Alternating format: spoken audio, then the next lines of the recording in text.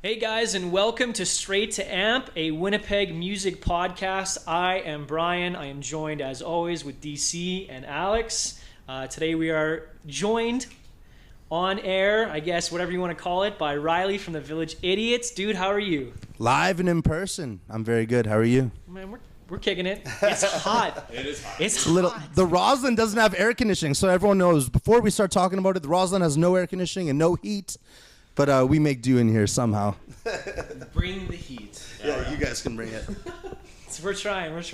So it's really like a huge privilege to be sitting here in the Rosyln of all places. This is like, this is such a iconic Winnipeg music venue, right? Like just in I don't know if it's a music venue. I know that the thing in relation to music that I know is Burton Cummings used to live in this building, and we don't know where. And he lived with our buddy's dad, Gary McLean. Our buddies, the McLean brothers, their father was from McLean and McLean, and they supposedly lived in here for like 10, 20 years or something like that. And there's like folklore about Burton Cummings. I think that's the musical part. Other than that, it's like rich people from like 110 years ago. I don't really know who they were or anything. And it's so crazy how far it's come in 110 years, because now it's like this like arty type building, because they called it character building, and it's like we're the music side of the building, I think, but I know there's musicians in the building as well. Right on. There's definitely a vibe in here. You feel it when you come in the building. Oh yeah, and I mean like the suites are huge. Like it's like a 4 miles down that way. Yeah. It's crazy. You guys have so much space to all sorts of room for activity. It's crazy. They actually have a rule you can't rollerblade in the hallway, and it's actually super funny that a place has to like come up with that rule. It's like you specifically cannot rollerblade in this place because everybody would, because that hallway is so huge. I mean, I'd say anything about skateboarding. Yeah, skateboarding's fine. I probably would. I mean, Yeah. like I would definitely just carry on my deck and just skate down the hallway. Whatever. Yeah. Why not, right? Yeah. So as far as the Village Idiots are going, like you guys have been banging on for a while. Like how did that come about, and like how are you feeling about the project as of current? Well, essentially, the Village Idiots is something that came after many years of thought. It's essentially like it's a life. Like I'm 33 years old, so it's a lifetime of thought put into who you want to be, what you want to do, where you want to go in life, and essentially, one of the biggest things that ended up happening is we started shifting our focus from the desire to kind of own a venue. I think that was always the dream. It's like, I want to have a venue. I want to have a rock venue where bands play and stuff like that. And me and my buddy Kevin, who's not here today, but he's also a Village Idiot, we would just always talk over years, drinking a lot of beers and just kind of like, figuring out what we want to do with life. And eventually we moved in here, and we always wanted to be in music. We always wanted to promote music and musicians. And when we moved in here, we had so many after parties here and so many musicians come in here and play songs, and we just, over that summer, this is 2 summers ago, we just started evolving the ideas. And that's when Facebook Live started, and I saw Facebook Live, and I was kind of like, I play music too, and I would play a song and I'd post it, and there'd be 500 views, 1,000 views. I was like, holy crap, that's pretty crazy. But you go to a lot of venues, and the thing that became frustrating is I'd go see these amazing bands, there's 50 people there and there's 100 people there, and I'd be like, man, people got to see this stuff. So putting that all together, we just started to realize that the people that are here playing in our living room, we're right in the heart of Winnipeg, musicians everywhere around us. It's easy to get them to come to our place. Let's just turn on a camera, and then let's just show everybody on Facebook Live. So if people want to watch it live with us, they can watch it live with us. Then it just really evolved from there. But the actual Village Idiots, I was sitting at Carlos and Murphy's with a bunch of my buddies, Jamie Buckborough from the Honey Sliders and Kevin Hogg from Bright Righteous and some other guys, and we were just like, I was just always, I talk a lot obviously, and we're just talking about all the different ideas, and I just like, all of a sudden the Village Idiots just hit me, living in the village and what the Village Idiots means. And it's really, what we say about that is it's a collective, it's a community, it's everybody who wants to be a Village Idiot can be a Village Idiot. It's it's acceptance from your peers, it's love from everyone around you. It's a safe group of people that you can hang out with and just spread love for mutual things like music.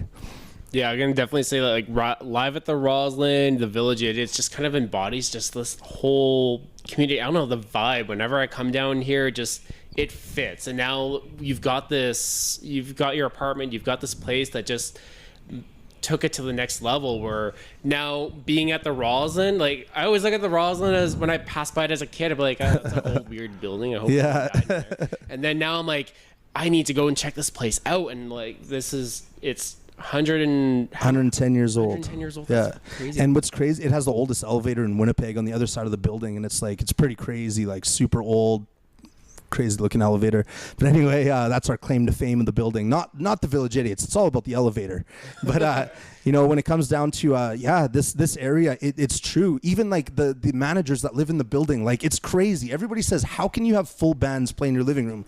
They're not playing with acoustic guitars. They're full bands with full drums playing. Yeah, I was gonna ask we you had about Moontan freaking play.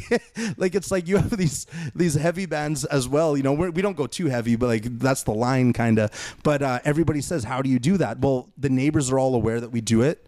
They all party and they all are up late, and like I don't know, it's a pretty cool building. Like everyone is between like 18 and 35.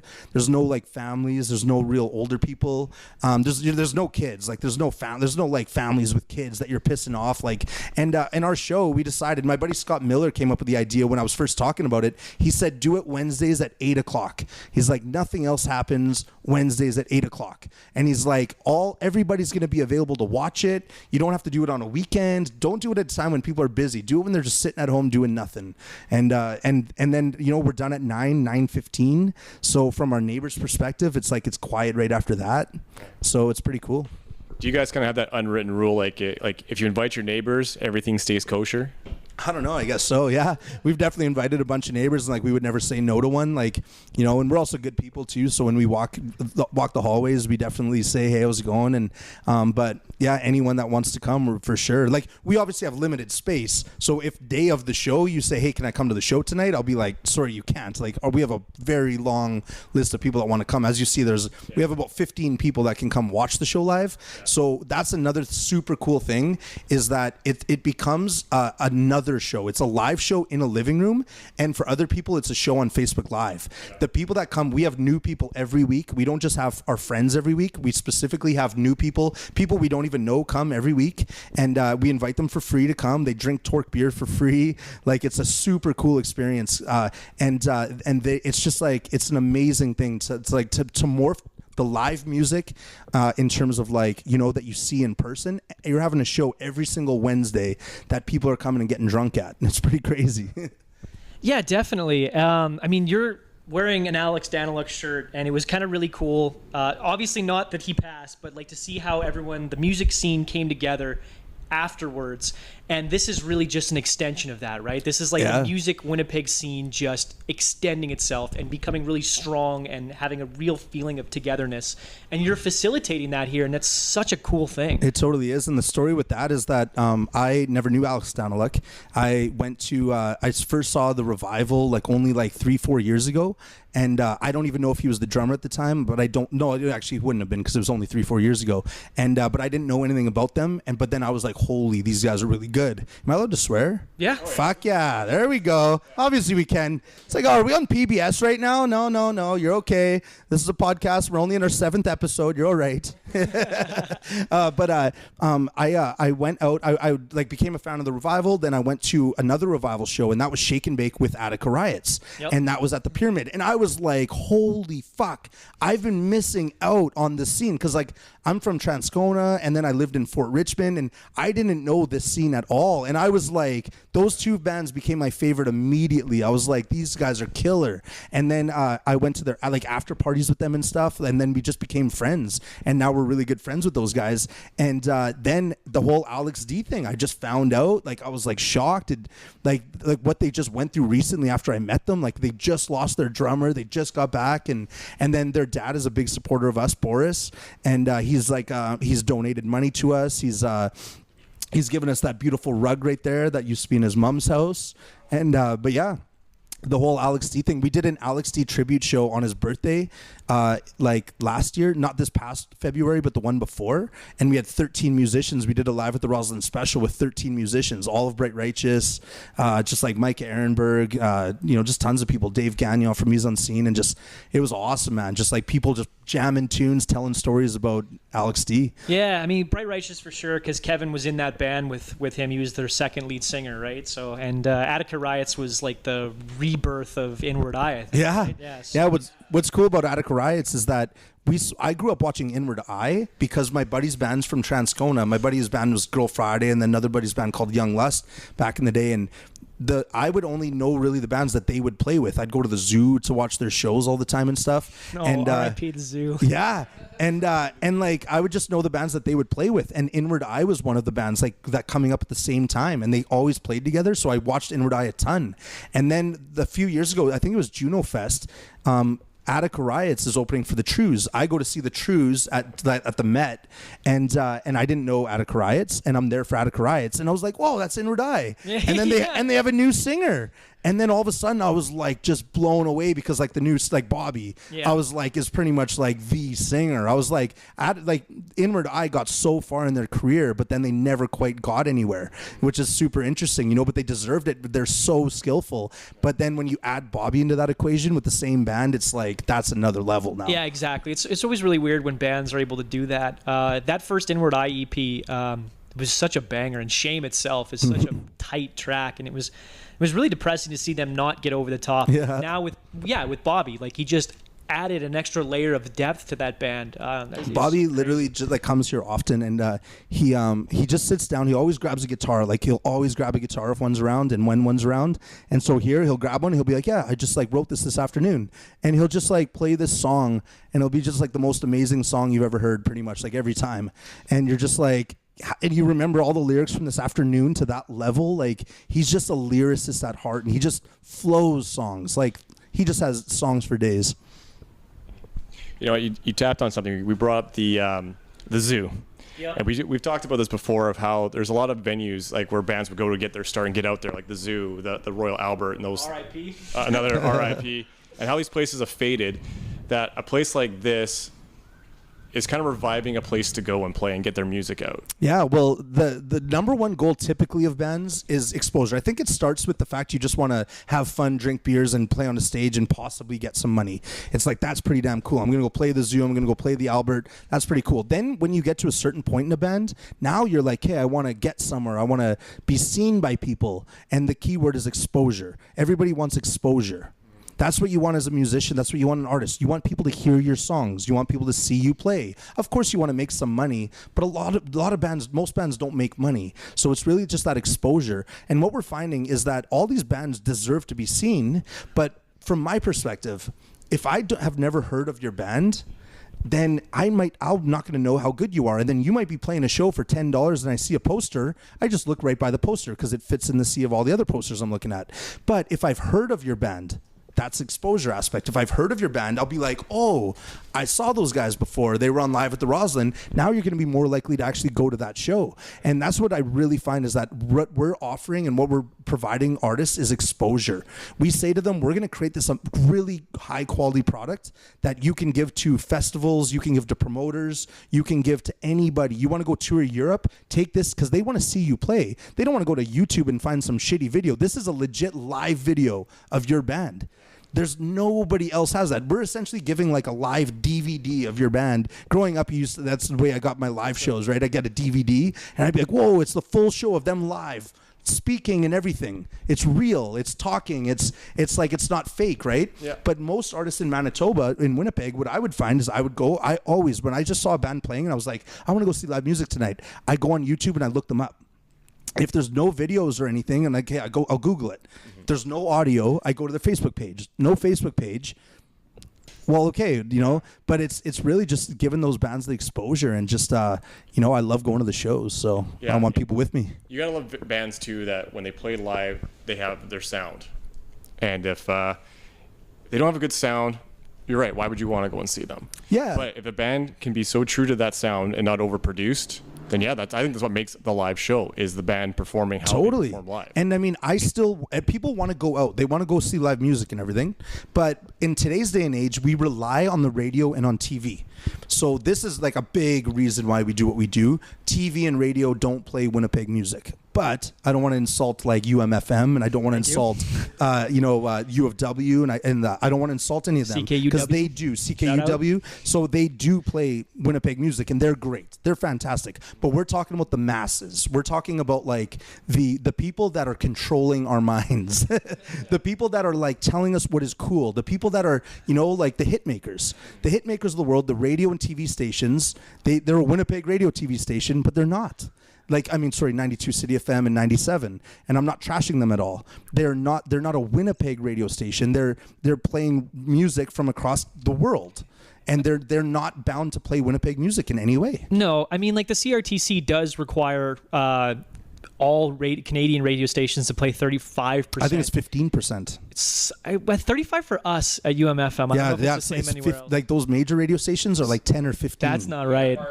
Yeah. That's fair. Yeah. And Rylie was telling us earlier that that's Canadian, not Winnipeg specific. Yeah, no. I've had at UMFM, I know we're 35% Canadian and 10% local. You guys play like we have to tons of Canadian. But I mean, the thing is that there are so many good local Winnipeg bands that we should be playing more than that. Yeah. Why does it have to be the minimum? No, exactly. One thing I did want to touch on is you mentioned that like exposure is such a big thing.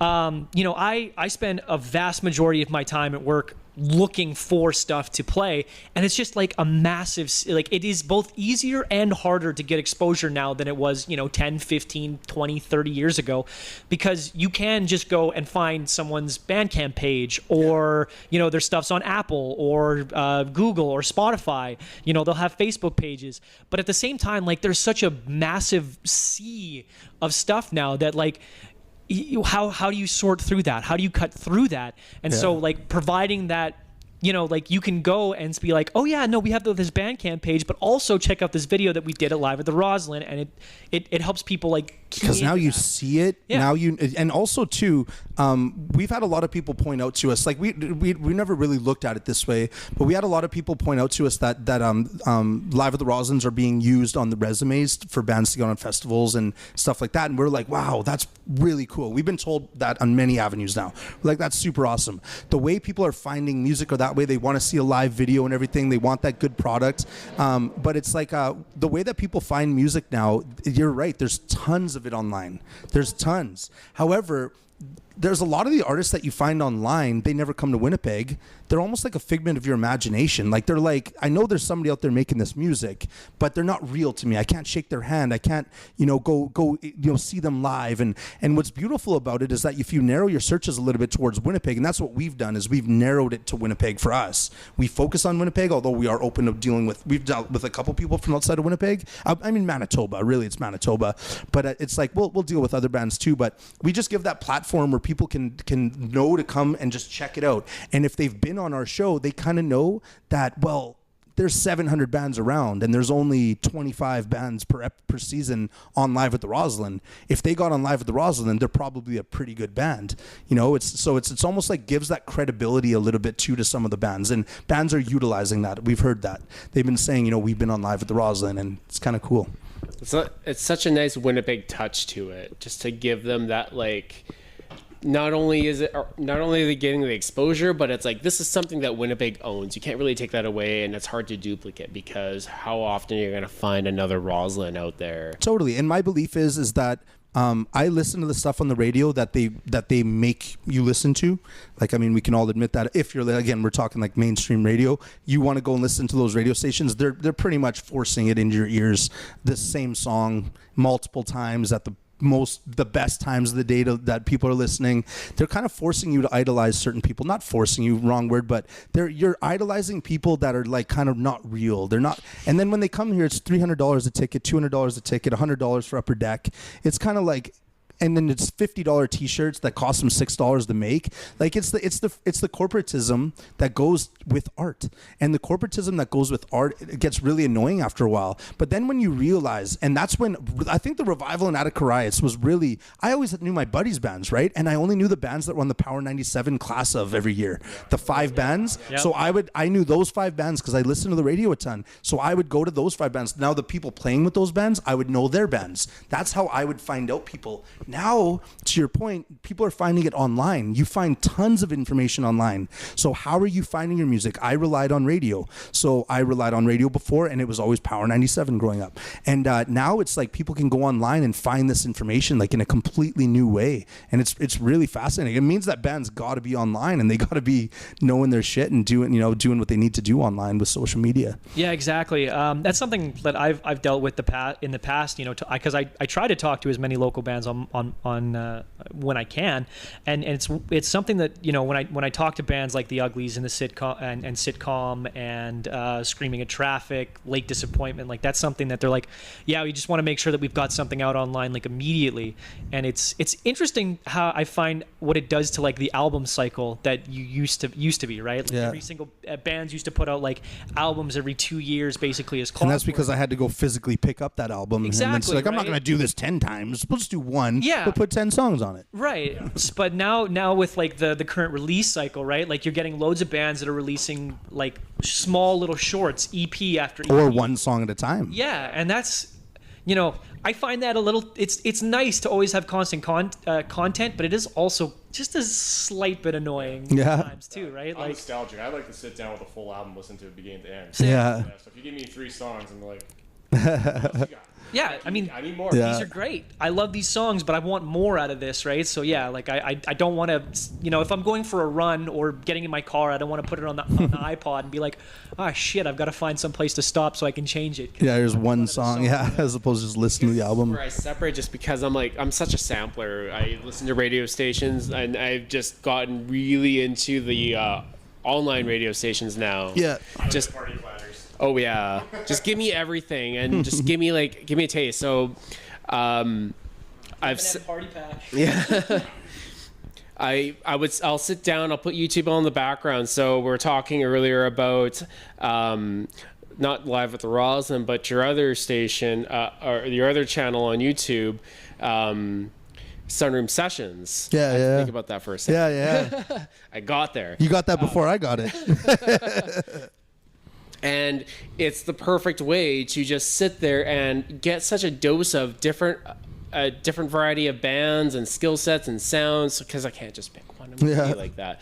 So it almost goes back to it's kind of like listening to the radio again, because you're not just listening to one band, you're not listening to one album, you're getting everything across the board. Yeah. And that's where you really, when it comes to music, in my opinion, it's just the time and place. You hear that song that really just clicks with you. Yeah, for me, what's game changing in every single way is Apple Music and Spotify. I don't have Spotify, so I can't speak for that, but I know it's similar and everything. But I have when I first, like, people would tell me about Apple Music, and I'd be like, what do you mean? Like, you have albums instantly. All you have to do is just click one button and you have the whole album, and it's $10 a month. Like, what? Like, I just thought it was just like unbelievable. And now, like, people in Winnipeg, like, they put it on, you know, on Apple Music and Spotify, and they release the album, and I just search it, and I click one button, and I have the whole album laying in my bed that morning, and I just and you can put them into playlists. Yeah, that was a mind-blowing thing. Like, just like, I couldn't believe that it's that easy, because I was one of the last dinosaurs getting CDs. Like, you know, I'm sure there's still some out there, but like I haven't for a couple years now. We're the same age. So we're still buying. I'm a couple years. I haven't for a couple years now. Oh, really? So yeah. So you're definitely one. Yeah. But I love that and everything, and I like doing that. But It is the such a ease of money it, saver. It's just like $10 a month. Yeah. I can like I don't just want to go and spend $15 on an album I think I might like, but I'm gonna just click download if I think I might like it, and then I'm just gonna listen to it. If I don't like it, I didn't waste $15. It's like you can have thousands upon thousands upon thousands of albums for freaking $10 a month, and it seems like I'm making a commercial for them now. But But here's the thought is, like, Apple Music hits up. so for Yeah. the local bands, I'm always curious what their cut is of that. Like, what are they I seeing? know, and I want to know that too, because I know it's not going to be much. Yeah. When you go and sell your CD for $10, $15, $20 compared to like putting it on Apple Music, you're probably not making much money on Apple Music in any way. A band from Ontario the other day, and they said that while like it might seem that way, they're actually getting more money because there are more people. Like, they're getting more cuts. Hopefully, it should be exponentially exposure, more. right? Like you're not. For example, like a local small band in Ontario puts their music out there. I really like it. I'm listening to it. I wouldn't have picked up that CD Totally 10 years ago because I wouldn't have even known they existed. Yeah. So Yeah, that's true. they're getting a lot of them say it's really comparable to the money that you'd get otherwise. So Yeah, I mean it could be, and what I just know is, like, now I don't have a CD player, so For the last 2 years, I all my CDs are on the mantle.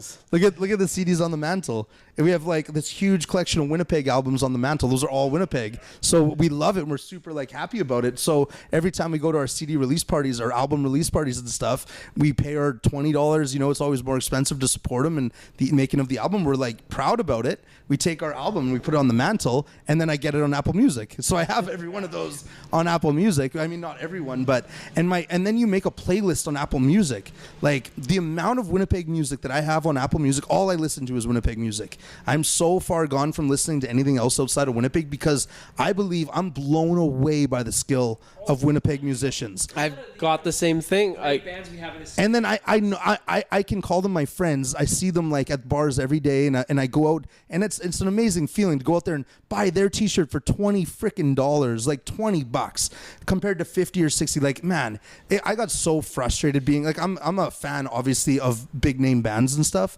but I'm down to like a few big name bands, and I'm like so far gone from like the label, the corporatist world that tells me who to listen to. I'm just like, I just want to support Winnipeg now. There's so many great artists that deserve it. Oh, you'll be proud of me. I've got my nice big Winnipeg playlist on Google Music because that's where I'm subscribed to now, and it's just beautiful. My car rides everywhere. It's so easy, like it's easy, and I get to listen to everything brand new. Like yeah, and it like the world that we live in right now, like the way that you get music. It actually brings a lot of people together because I know there's a lot of options, but I don't know why I didn't know who Bros Landreth was even 2 years ago. I have no clue why. I can't explain it, but like I don't know why I didn't know who Begonia was. Like the Middle Coast, I didn't know, and I'm like, these are my favorite artists now, and I'm just like, it's so easy for me to like. I like everybody on Facebook, so that's my big thing is that I want my whole Facebook feed. I take away all the negativity out of my Facebook feed. I unfollow negative people. Like I don't have negativity in my feed. And I like all the pages of the Winnipeg artists and everything. I'm like, I want to see their videos. I want to hear their songs. I want to support them. I want to say great job when they post something. I think it's such a beautiful thing to have this like online platform where the music is at your fingertips. People can create and share and you just learn of so many amazing acts that way. It's so cool the world we live in right now. I mean, like, yeah, I so agree. And on the Manitoba point too, looping it all the way back to radio, is that there are so many great Winnipeg acts in all sorts of genres that like I don't see why there shouldn't be some radio stations just playing like only Winnipeg stuff 100% of the time. There should just be exactly our punk scene. There should is just incredible. be one station that our says emo scene is incredible. Yeah. Our hard rock scene is nuts. We've got a super sick electronic scene. Like scene that like it's insanity. We've got that's what somebody's got to do though. Folk music. And I'm impressed. I mean, that's a really good segue into like the Toba Rock Fest, right? Yeah. So let's talk about the Toba Rock I was just Fest. gonna say before we get to that is like we've talked a few times about this, which is venues disappeared and the scene was kind of quiet for a while, and all of a sudden, boom, it's alive again, and in different genres. And it's alive in different ways. It's alive in different ways, but I want to get your take on how you see it in your eyes. Well, what I find is that I find a lot of people online talk about how nobody goes to shows anymore and stuff. Like there's all these online debates that I'm the guy who just sits back and I read them all and I'm not partaking because like I just feel like it's just not worth it in any way. But I'm interested to see what people think. Yeah.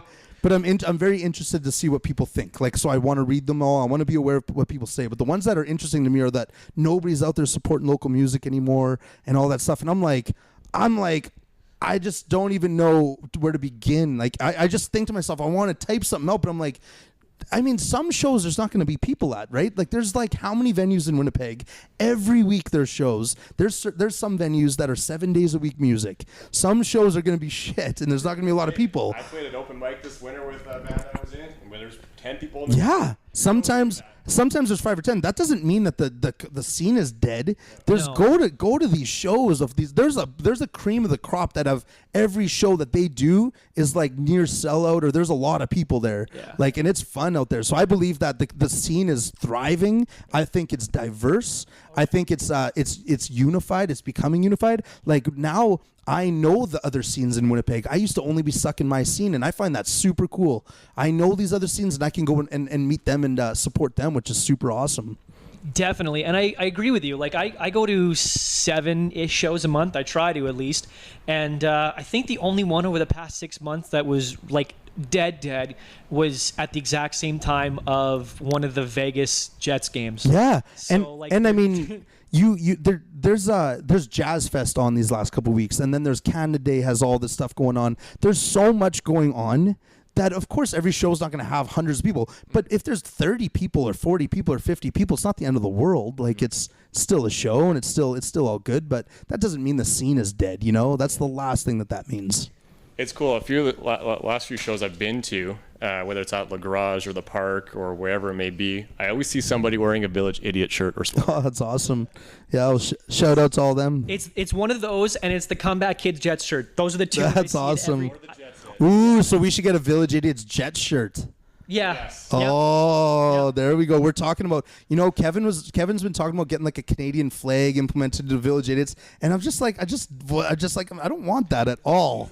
And but Winnipeg Jets, we're diehard Winnipeg Jets fans, so we'd be in. But I mean, enough about that. Let's talk about Toba Rock Fest. Let's talk about the Toba Rock Fest. There you go. Nice segue. Go Jets. So let's talk about how it came to be, who's on the list. Well, there's a few different guys that have created it. So we're essentially just signed on as like a promotional partner. So the guys that all the credit goes to for creating it, they're doing all the hard work. They're the guys running this festival are Ryan Sorensen, Evan Chandler, and CJ Lohner. So they've put this all together. They've done a lot of hard work. And they're all in local bands, right? They're all in local bands. Yeah, shout out to Disraeli Dreamers, Northern Royals, and the Bloodshots. And they came to us with this idea. We had a meeting with them. They were well put together in terms of their thoughts, and they were planning it out really well in advance. And it's 10 minutes outside the North Perimeter. Yeah, the North Perimeter in St. Andrews.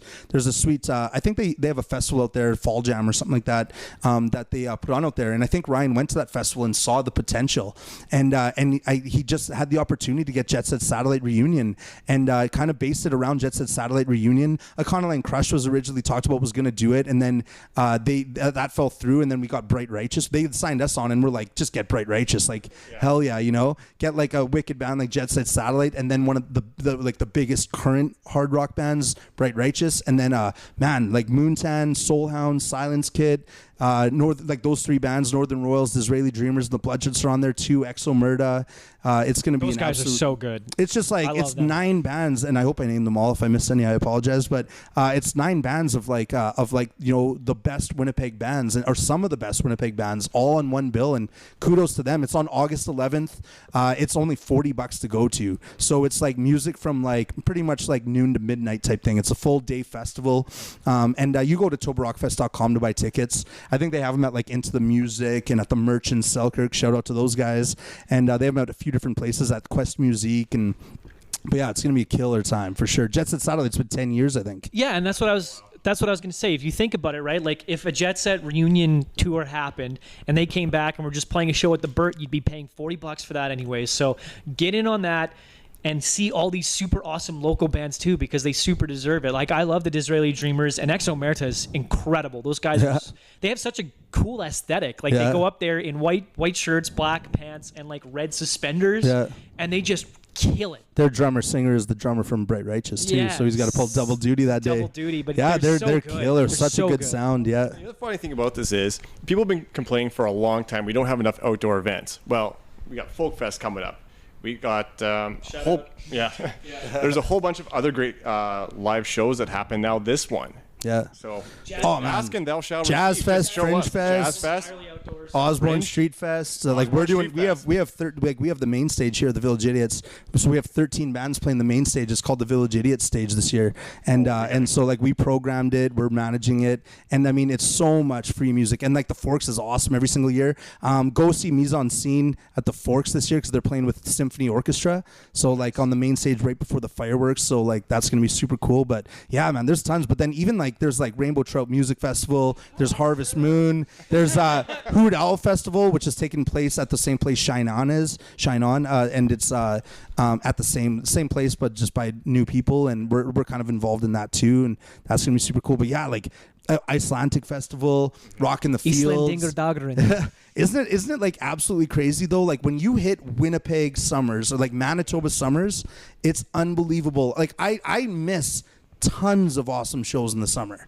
Tons. There's more festivals in Manitoba than I can even Every little town has their own festival. Morton, I'm hearing the Prairie Wind or whatever. I hear all the There's one like a fire and water festival in Lac du Bonnie, like on August long. That's like, I hear of all these festivals I didn't even know of. For bands and artists though, like reach out to these rural towns and get in on those. Like check them out. They're cheap and it's a weekend. They're cheap. It's like $80 for a whole weekend of good food trucks. Food trucks.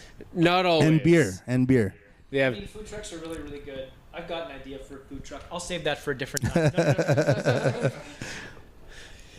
Yeah, so like outdoor music festivals are awesome. I remember one of my like most defining, like obviously I was really into music as a kid and growing up, but like my most defining like moment where I knew that I wanted to be really involved in the music industry was Canada Day. And I was 16 years old and I was walking through Osborne during Canada Day, and Kids on Fire, which was made up of like parts of Subsidy Dwellers, was playing a show right outside of Music Trader. Nice. And which is now Into the Music. And I was just like blown away by like, oh man, these guys are just playing like a free show in front of everyone. That's so like punk rock. That's so dope. Isn't it so cool, man? Yeah. Like the Osborne Street Fest has like 4 stages of music, like all pretty much simultaneously, but it's so big. Like JD Edwards band is playing at Sioux Soul. That was just announced, and they're like absolutely killer. If you've never seen JD Edwards band, they are like one of my favorite bands. And like and then the Wild Planet has their own stage. Yeah, they do. I saw a couple bands. And then Toad plays people on the outside there, and it's like I don't know Into the Music. I don't think that stage is there anymore. But like, yeah, same thing, man. I agree. I would just come here and I'd be blown away. Like You should. thousands Like, of people. If you're, I mean, is this going to go up before Canada Day? It better. Okay. Pressure. Yeah, We'll cut this after, or they will if it doesn't. Exactly. Yeah. So basically, yeah.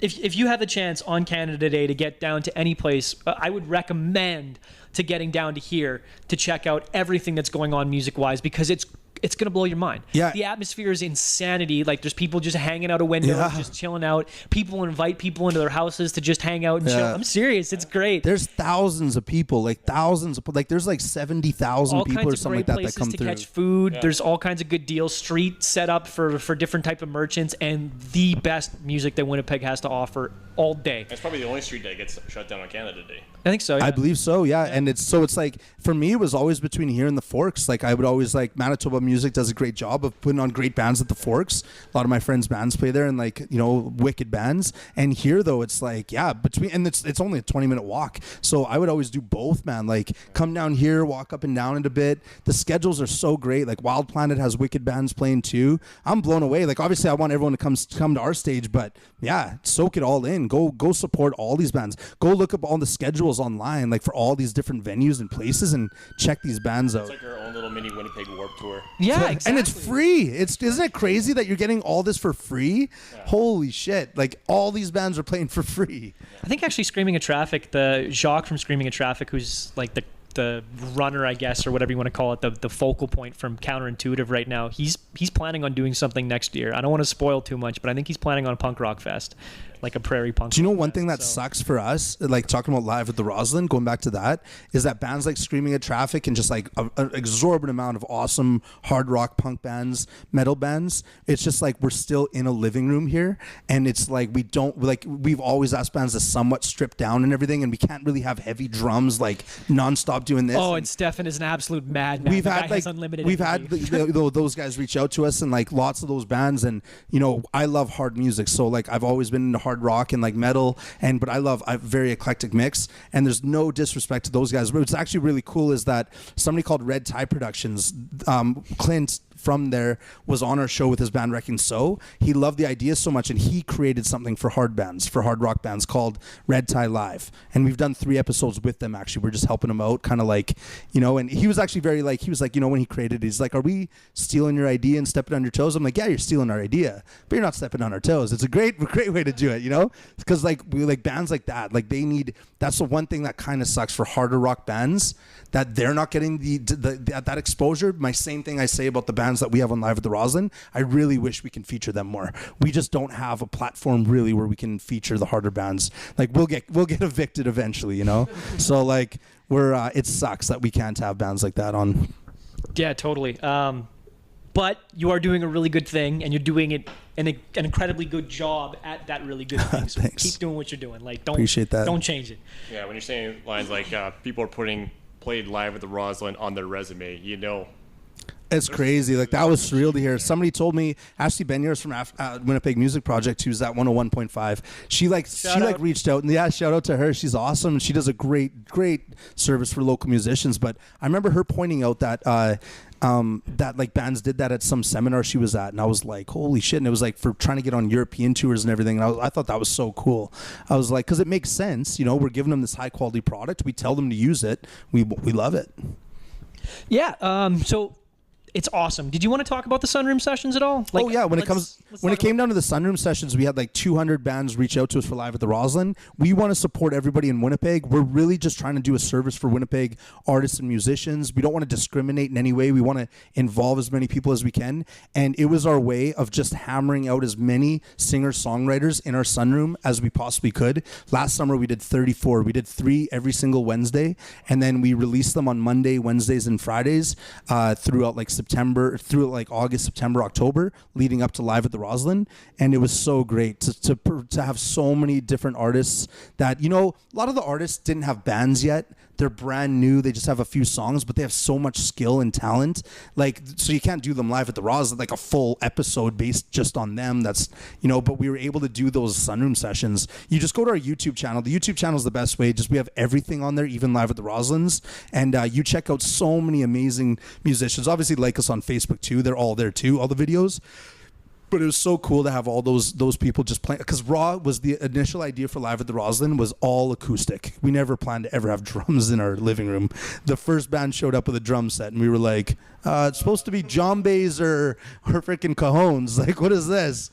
And then we're like, okay, let's just go with it. Then we never got a noise complaint, and then we just said, okay, let's just have drums. But yeah, I love stripped down acoustic.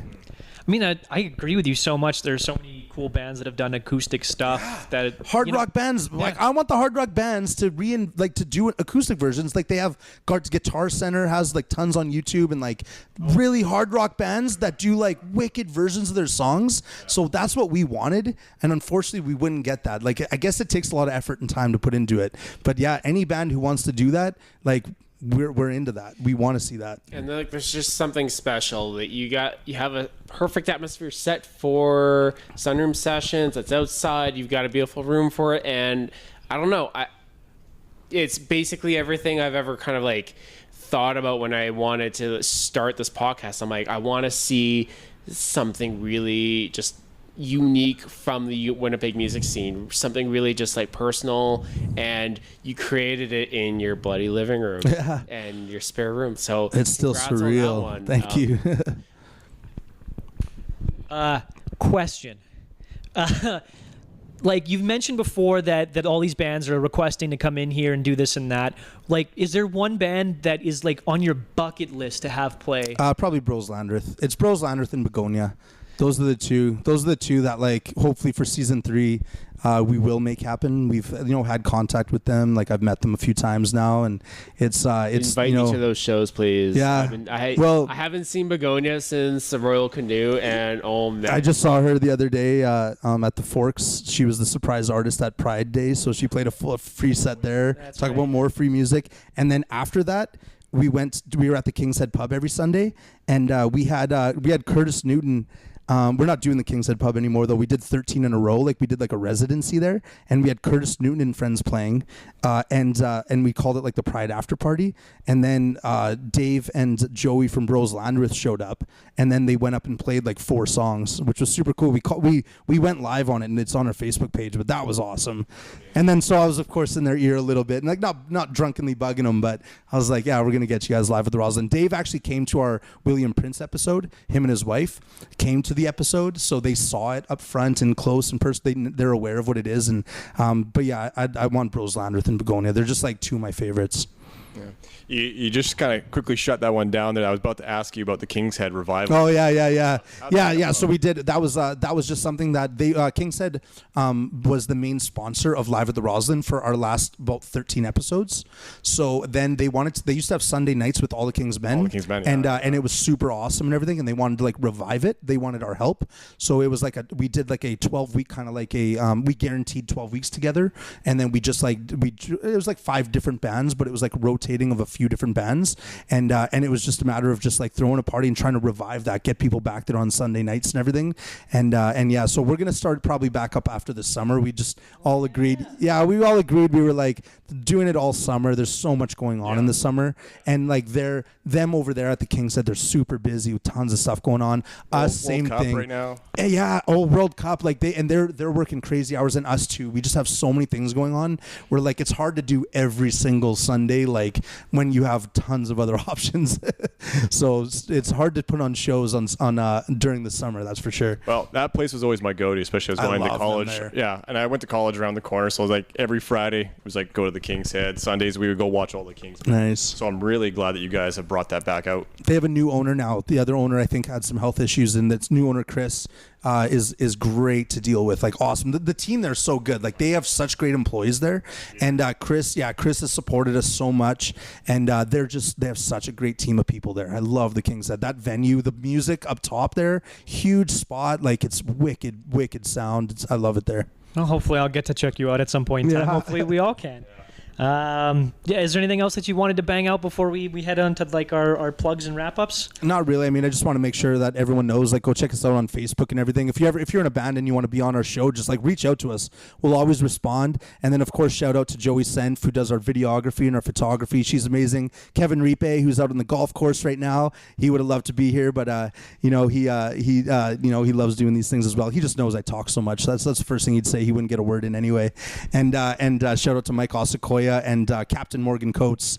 Mike is our other photographer, videographer, and then Captain Morgan was our sound guy, but he's moved to Toronto now. Well, for those who weren't here, I guess you know what? We're just gonna have to come back and do this again. Yeah, exactly. Yeah. Well, you have another one with Kevin. Yeah, it's funny. It's obviously like when it comes down to this stuff, I'm definitely the talker, and I'll keep going with it and everything. And so like it's hard for him to get a word in edgewise. We're gonna have to get more mics. Yeah. We'll just have Kevin on his own and lock me in a room somewhere and just like let him do one. Right on. Alex, you got anything else? Are you good? No, I'll just say thanks for coming on. Thanks for having us in live at the Rosyln at your place. This has been an amazing time, and looking forward to seeing the next season come out, seeing more episodes of Sessions in the Sunroom, and being such a great supporter. This is why we started Straight to Amp, because we are all just so in love with the Winnipeg music scene. We believe in it so much, and all we want to do is just give it that fucking exposure. That's awesome. So silence yourself with that. so some fucking exposure. Oh shit! All right, I got one last insulted. question. Yeah. I always ask it of whoever I interview. It is the hardest question of all time. Are you prepared? I am. Is a hot dog a sandwich, and why or why not? Is it a sandwich? Yes. I don't know. I'd say no. I'd say I really don't care. But but then that's fair. that'd be my first thought. But then my second thought, if I had to say, I'd be like, no, because people don't call it a sandwich. Okay. That's fair. If they called it a sandwich, then I think we only have sure. one person say that it is a sandwich so far. Yeah. I could argue for the case that it is a sandwich if you want me to. I mean, like, no, I've had people argue before through different channels. Yeah, it's got bread. I'm sure that's what they say. CJ Ramon made a pretty convincing argument that it was. But yeah. Hey, last episode we had twins say two different things. Yeah. So there you go. So Rylie of the Village Idiots, helping out with Toba Rockfest, obviously live at the Rosyln. Thank you so much for joining us here on Straight to Amp. We really appreciate your time, your effort, all your awesome answers. It's been really fun to hang out with you here for about an hour. So thanks so much, man. Right on. Thank you very much for having me. Appreciate it. See you later, guys.